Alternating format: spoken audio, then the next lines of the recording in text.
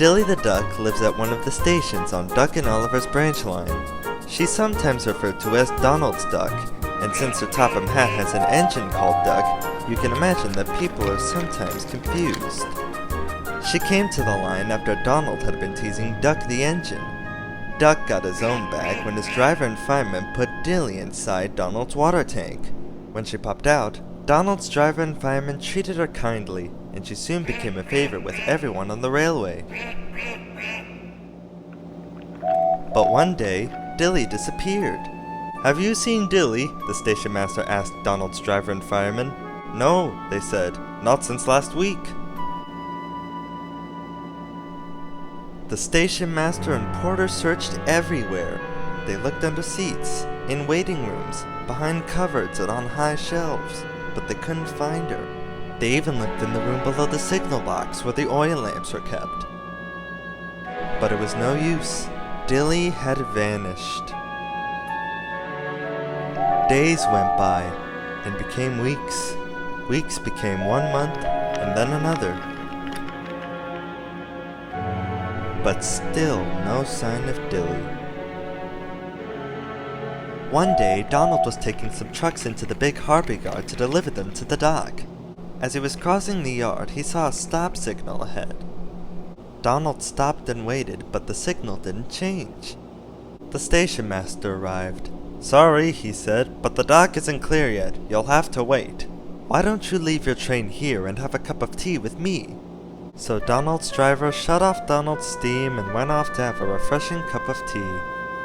Donald was left by the signal. He enjoyed letting his boiler cool down and resting from making steam. But he was still worried about Dilly. "I do hope me little quackaroo is alright," he sighed. Duck was nearby, shunting trucks about the harbor yard. Backwards and forwards, Duck shunted. Even though he worked quickly, he was a little behind schedule.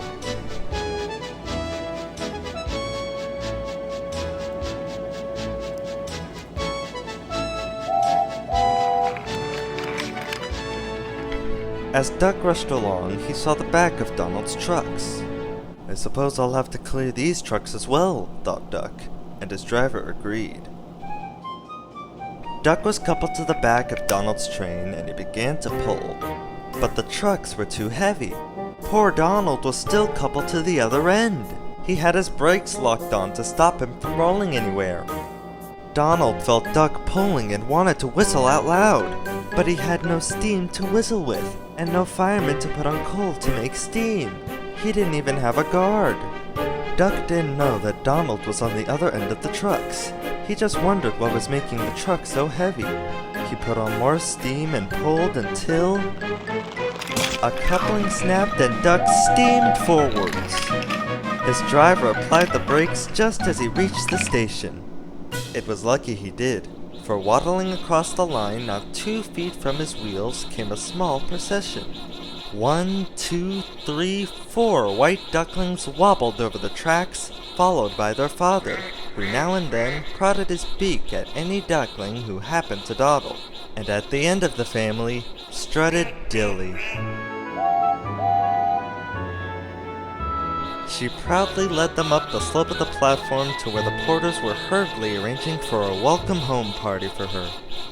Meanwhile, Duck's driver and guard went back along the line to see where the trucks couldn't be moved.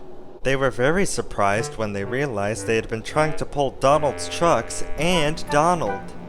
Duck's driver laughed loudly. Even a Great Western engine like Duck couldn't pull another engine with his brakes on. Dilly is delighted with her family and enjoys being admired by the railwaymen and passengers.